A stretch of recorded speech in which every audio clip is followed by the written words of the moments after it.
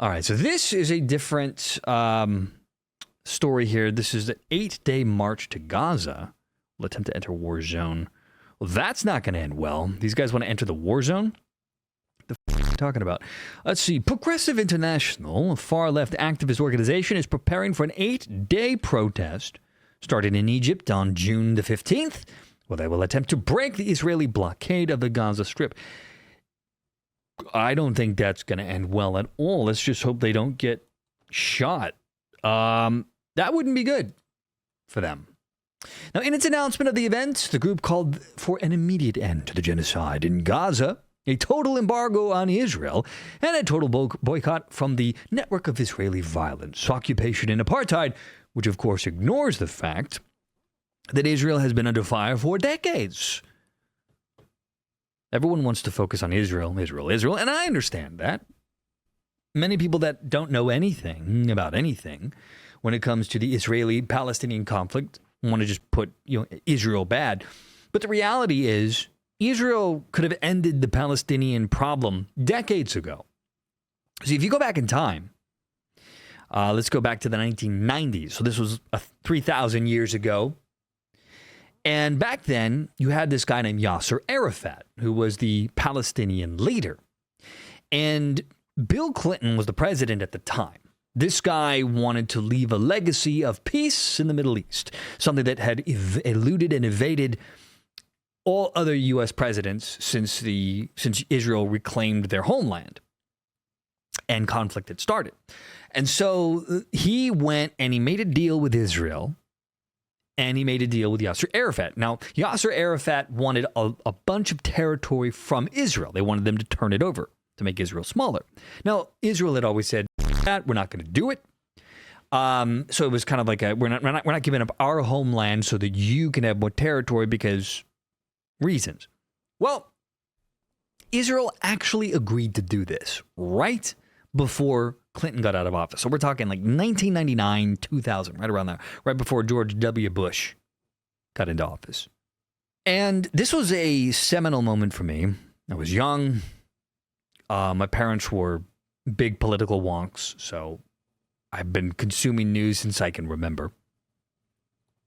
And this was a seminal moment for me, a red letter day, because what shocked me was when Palestine was offered everything that they were demanding from Israel, including extra territory, Israel withdrawing from the West Bank, blah, blah, blah.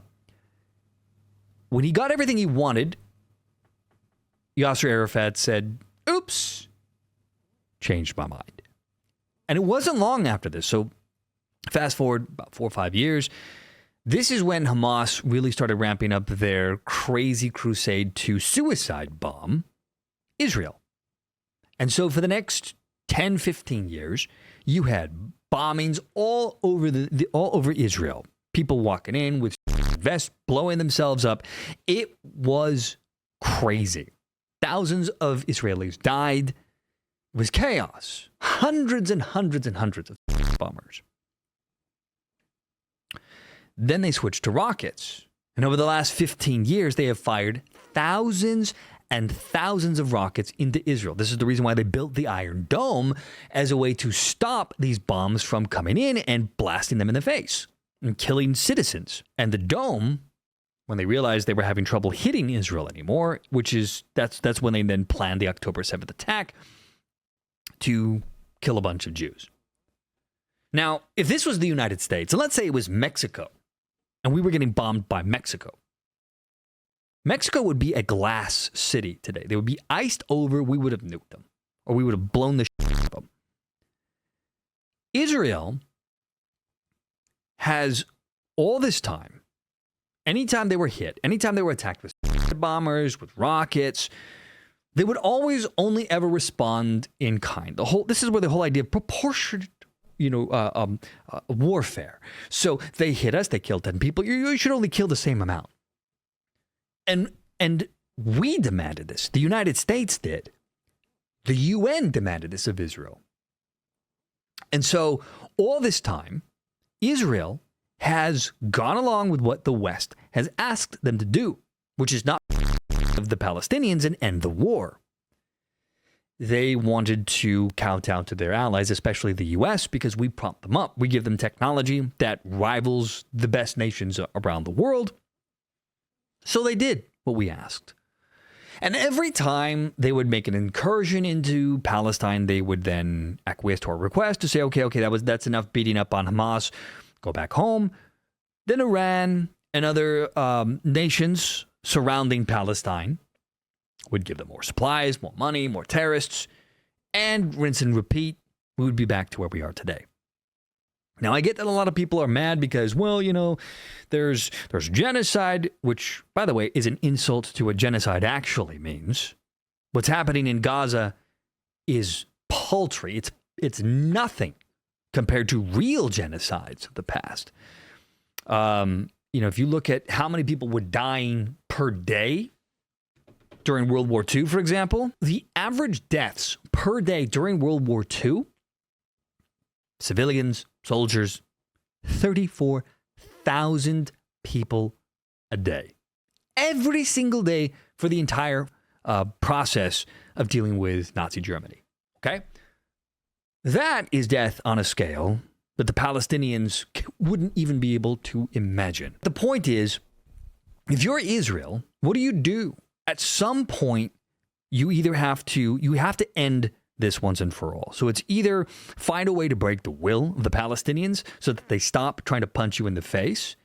Maybe it's give up your homeland and leave, which of course will never happen, because you can argue, and I think with good faith, that look, you go back in time, 1948, 1944, 1947, when Israel first moves in, because the British felt bad that they had abandoned the Jews to get slaughtered by the Germans.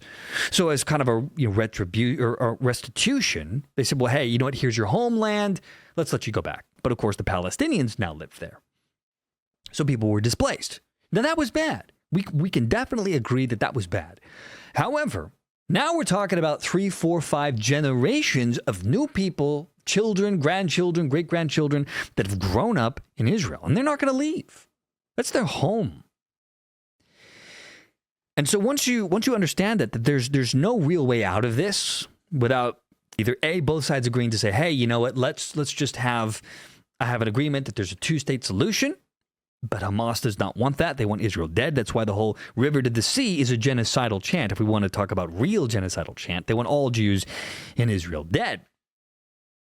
So unless somehow you could get Palestine to reject Hamas and just to agree that that is the end of fighting Israel, and we're all going to sing Kumbaya, we're all going to get, good times, which of course will never happen because now you have generations of dead children, dead people on both sides. There's a reason why they hate each other now. There's no going back. So that's the one solution that I don't think will ever happen.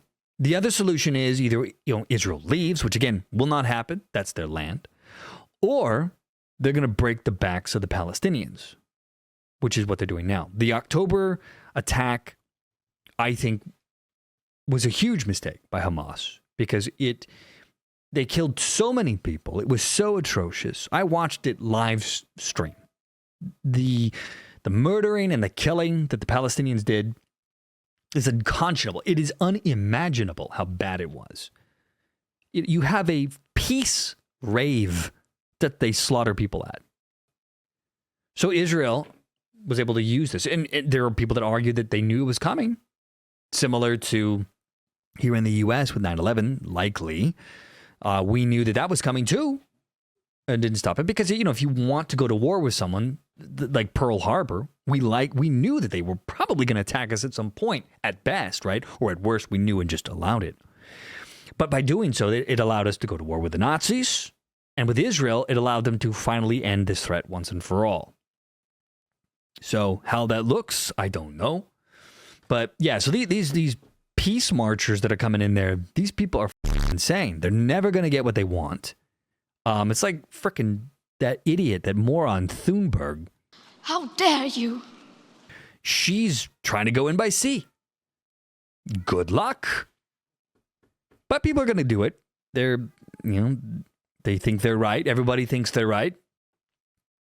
And honestly, I mean, you got to feel bad for the Palestinians at this point because they're getting their teeth kicked in. But Hamas Because, look, Hamas could end all of this. You could have a unconditional surrender. If Hamas really cared about their people, which they don't, they would surrender, end it, turn themselves in, face Israeli courts, save their people from getting slaughtered. But of course, they don't want to do that. Which, people don't want to die, right? So it's the selfishness of trying to survive, and the poor Palestinian people have nowhere to go. Then the meat grinder is just going to keep going on. So it's bad all around. I feel bad for them, but at this point, somebody needs to win. One way or another, for this to end, somebody needs to win.